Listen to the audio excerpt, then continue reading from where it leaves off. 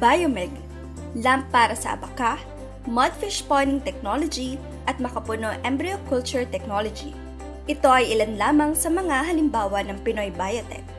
Pero ano nga ba ang biotech?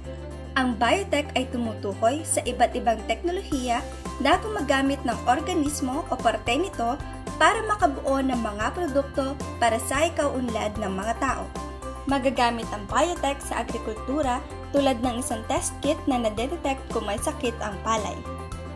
Hindi kinakailangan ng mamahaling instrumento, titinan lang natin kung positibo o hindi sila sa mga sakit.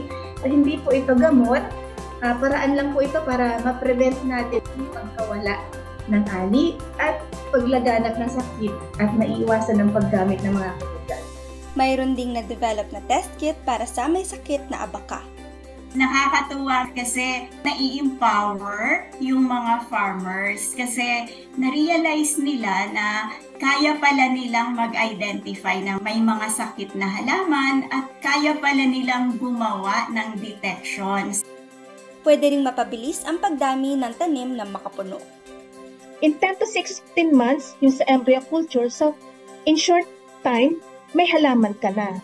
So tutulungan naman ang pagpaparami gamit itong bagong teknolohiya na si Seth dahil mas marami naman ang halaman na puputos nito. So tulungan itong available technologies natin para maparami yung pananim natin makapuno. Magagamit din ang biotech sa mga isda tulad ng mudfish spawning technology. Using our technique, kasi whole year round din pala, pwede nating ma-induce itong ating mga dalag. At kung ma-induce kasi natin, nagiging uniform ang kanilang mga sizes, uniform ang pag-anak, mataas ang ating survival. Dahil sa iba't ibang produkto ng biotech, marami nang natulungan na magsasaka at mangingisda sa ating bansa. Ngayon po sa Pilipinas, kita natin na naramdaman na natin yung epekto ng paggamit ng biotech sa corn. At marami na rin po tayong mga biotech crops in the pipeline na darating pa sa atin. So let's give them a chance kasi talagang makakatulong ito sa atin. Para sa karagdagang impormasyon, bisitahin ang website ng AISA.